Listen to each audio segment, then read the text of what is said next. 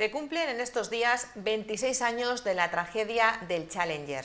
El 28 de enero de 1986, tan solo 75 segundos después de despegar, el transbordador espacial Challenger explotó. Seguro que ustedes todos tienen en mente esta imagen.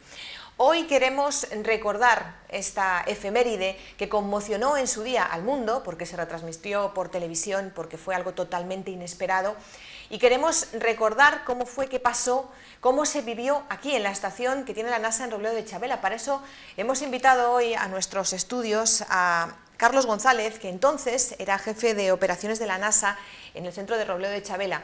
Ya saben ustedes que en estos momentos en Madrid hay una exposición dedicada precisamente a la carrera espacial, a cómo ha sido toda esa gran aventura del espacio desde que se inició hasta nuestros días. Y en el marco de esta exposición también estos días se está hablando de lo que ocurrió con el Challenger. Hoy, en primera persona, nos lo va a contar Carlos González. Muy buenas tardes, bienvenido. Hola, buenas tardes, encantado de estar aquí. Bueno, usted era jefe de operaciones de la NASA en Robledo de Chabela cuando ocurrió esto. Exactamente, ¿qué es lo que hacía? ¿Cuál era su labor en este centro? Estaba en ese momento sentado en la consola de operaciones, que es tanto como decir que hacía de enlace entre nuestro centro y el centro de Houston. Ajá. Y bueno, para hacer un relato largo un poco más corto, habíamos hecho ya todas las pruebas pertinentes, nuestras antenas estaban mirando al sitio por donde debería de aparecer el Challenger. Y lo curioso del caso es que de repente todos los circuitos de voz se quedaron totalmente en silencio. Esperábamos oír a las Bermudas decir que recibían señal y no se recibía nada, así que pregunté a Houston que qué pasaba. Y la contestación fue extremadamente lacónica y muy seria. Dijeron, tenemos una contingencia excepcional. Y nada más. Y nada más. O sea, ustedes en ese momento no eran conscientes de lo que había pasado. No, obviamente no. Lo que ocurre es que luego un compañero nuestro, que no estaba de turno en ese momento, estaba en la cafetería viendo la televisión, pues subió muy agitado y nos contó lo que había visto. Y en esos momentos ustedes, claro, paralización total, a esperar que les dijeran desde Houston qué hacían o qué... El impacto emocional fue tremendo. De hecho, nos quedamos todos totalmente callados, no sabíamos qué decir ni qué hacer. Claro. Y bueno, pues solo veías caras largas por allí. Hemos tenido algún suceso de algún vehículo de estos robotizados que en el lanzamiento tienen un problema y parece que es como mucho menos importante, pero cuando hablamos de vidas humanas... Claro, es otra cosa. La cosa es muy seria. Porque decía que estaban esperando ver, supongo que desde la estación de Robledo de Chabela tenían la misión de visionar una parte de esa partida, ¿no? Sí, el transbordador sale de Cabo Kennedy, pasa por encima, bueno, de hecho lo coge la primera estación que lo coge es la misma del Cabo Kennedy, que se llama Mayla, luego lo coge una estación que está en las Islas Bermudas y los siguientes somos nosotros, somos Madrid. Y nosotros estábamos esperando recibir esa señal que nunca apareció. Que nunca llegó. No.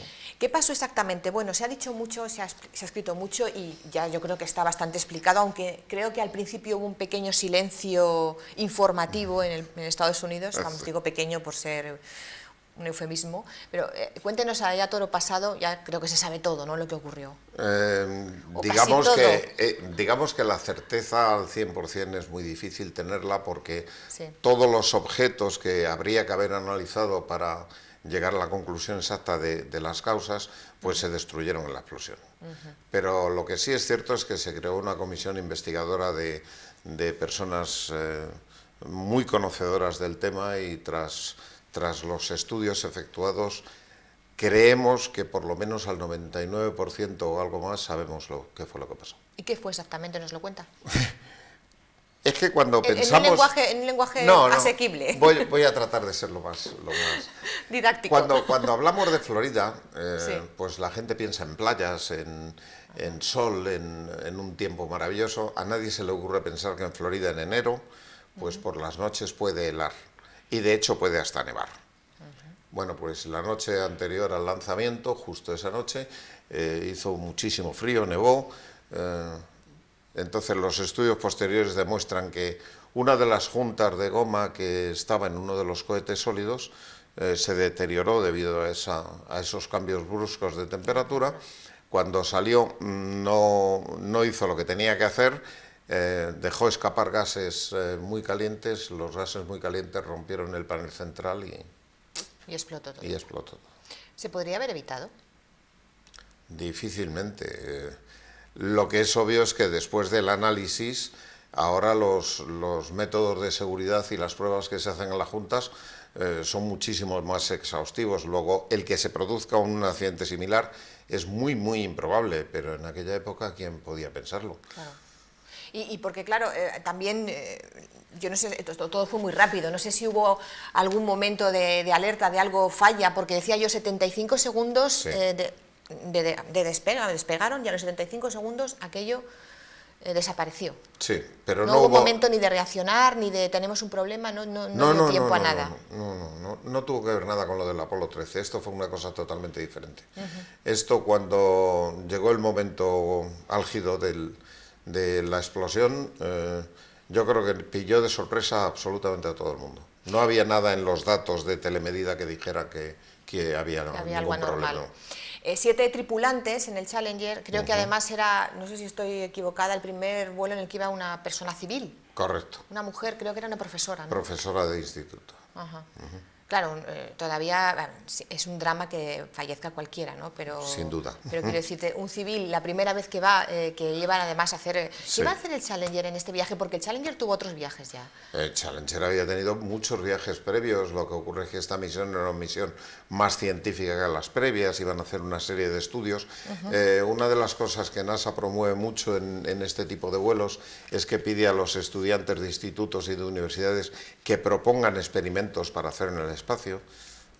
Es muy notorio lo de la arañita, eso lo propuso un estudiante. ¿Ah, sí? Ver si una araña era capaz de hacer una tela de araña en ingravidez. Ajá. Y la araña, al tercer intento, demostró que lo hacía mucho mejor que en la Tierra.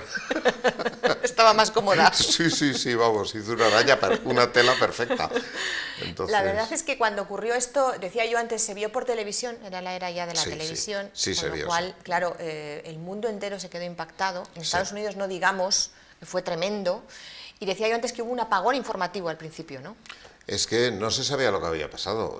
De hecho, viendo las imágenes otra vez, no tienes la seguridad absoluta de que se haya destruido absolutamente todo. Da la impresión de que hay piezas que salen despedidas.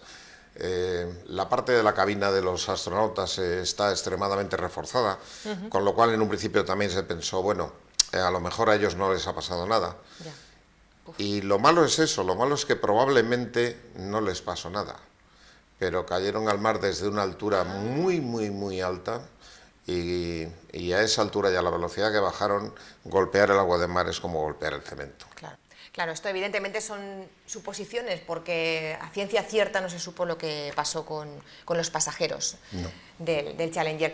Esto, claro, una gran conmoción como esta y en Estados Unidos que se vivió, lógicamente, de una manera muy dramática, supuso un frenazo para lo que era la carrera espacial, ¿no? Sin duda. Sobre todo hay que tener en cuenta que la Agencia Espacial es una agencia federal que se nutre del dinero de los contribuyentes y que los contribuyentes quieren resultados, pero resultados buenos. Cuando ocurre un evento de este tipo, pues el contribuyente inmediatamente empieza a cuestionar a sus representantes si el dinero que se están gastando merece la pena o no merece la pena. Y merece la pena, porque no hay que recordar, mejor dicho. Es que, mira, esto lo quiero enlazar porque a veces, seguro que usted también ha escuchado algún comentario de este tipo de ¿y para qué tantos viajes? Sí, qué necesidad, hay el hombre, qué ambicioso, subir al espacio. Bueno, pero es que detrás de esos viajes hay muchos avances científicos que además nos permiten que hoy tengamos una vida como la que tenemos, en muchos casos, ¿no, Carlos? Efectivamente. Vamos a ver, Por las ejemplo, madres actuales sí. tienen que estar agradecidas a NASA el invento de los pañales superabsorbentes. Ah, sí. Porque si no, los niños pequeñitos estarían ahora mismo viviendo como vivían en la época de nuestras abuelas, que había que lavar los pañales a mano, etcétera, etcétera. O sea, que eso ahora se inventó... se cogen y se tiran. Eso lo inventó NASA. El horno de microondas es un invento NASA. NASA de alguna manera promocionó la miniaturización. No es que no fueran en ese camino, pero NASA hizo que fuera más deprisa. Y por eso ahora en un PC tenemos una capacidad de proceso de datos y una capacidad de memoria increíble. Nuestros teléfonos móviles son una consecuencia prácticamente directa de de ensayos de NASA. El velcro no lo inventó NASA, pero fue quien le dio el auge que luego tuvo. Bueno, podemos nombrar y la muchísimos. instalación de satélites, ¿no?, que permiten bueno, por las supuesto. grandes comunicaciones Por de hoy en supuesto, día, que por eso supuesto. también, pues, es que estamos tan acostumbrados a nuestra vida diaria que no nos planteamos muchos de estos avances, muchas de estas cosas de dónde nos vienen, y en gran medida pues somos herederos de esos viajes al espacio que todavía siguen haciéndose, por supuesto, misiones, se siguen enviando, se siguen haciendo cosas, pero yo quería preguntarle por si el hombre va a volver a la Luna alguna vez. Le digo esto porque sabe que uno de los candidatos demócratas en Estados Unidos ha dicho estos días que habrá una base lunar para 2020. Bueno, estas son cosas que se dicen pues con campañas y tal, que están metidos en ello, ¿no? Pero ¿usted cree que se volverá a la Luna?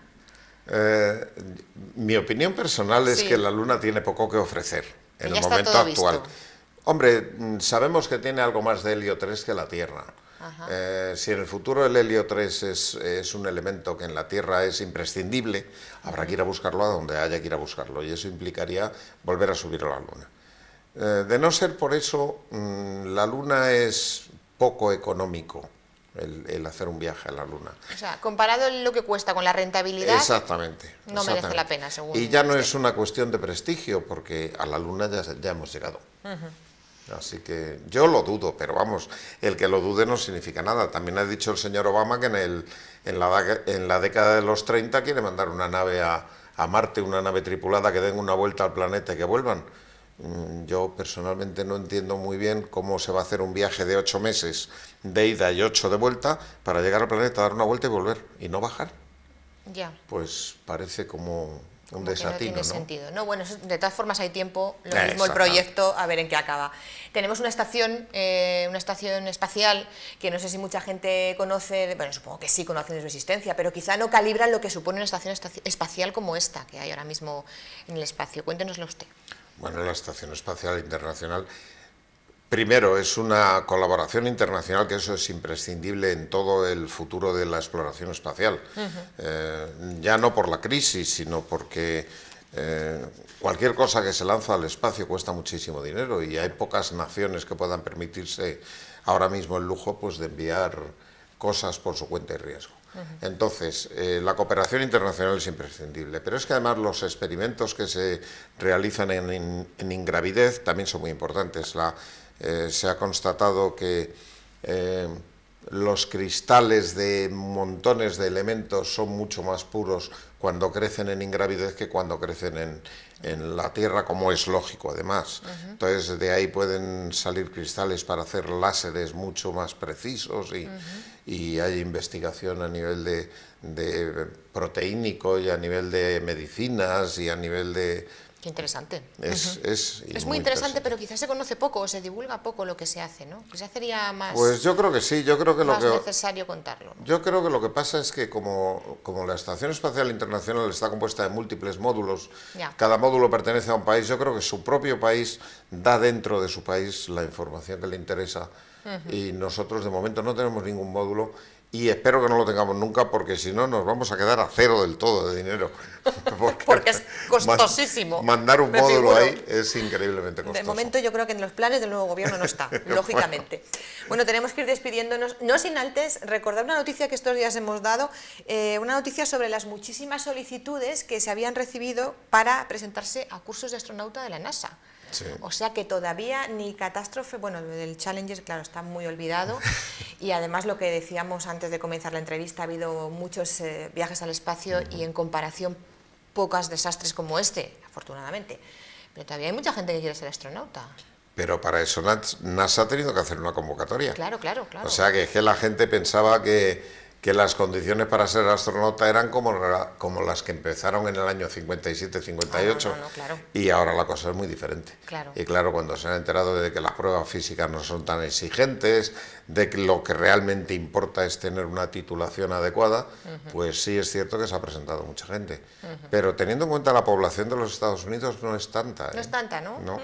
Claro, porque no hay tanta gente probablemente preparada, con unos conocimientos tan específicos para, digo yo, esto es una reflexión que se me ocurre a mí, para ser un astronauta. Yo es que lo veo complicadísimo, y sobre todo cuando vas a esta exposición que les hemos dicho, la aventura del espacio, que se puede ver en el pabellón 12 de la Casa de Campo, y ves la reproducción de lo que es un panel de mandos de cualquier nave de estas. vamos, lo que ven en las películas se queda pequeño. O sea, esto es... Es cierto. Bueno, muchísimas gracias, Carlos González. Seguiría hablando con usted, vamos, Bueno. lo que no está escrito, pero no tengo tiempo. Bueno, yo estoy muy agradecido de haber estado aquí con ustedes otra vez. Y yo también podría estar hablando de esto ahora, si hiciera falta. Seguro, porque tiene mucho que contar y porque su Sí. experiencia profesional, ya ven ustedes, que se ha plasmado aquí en todo lo que nos ha dicho. Carlos González, que fue jefe de operaciones de la NASA en el Centro de de Chabel, aquí en España, cuando ocurrió el 28 de enero de 1986 la explosión del Challenger, esa tragedia que conmocionó, como decía yo, al mundo. Muchísimas gracias. Muchas gracias. Nos despedimos ya, llegan las noticias y la actualidad del sur de Madrid, así que volando, nunca mejor dicho, nos marchamos. Buenas tardes.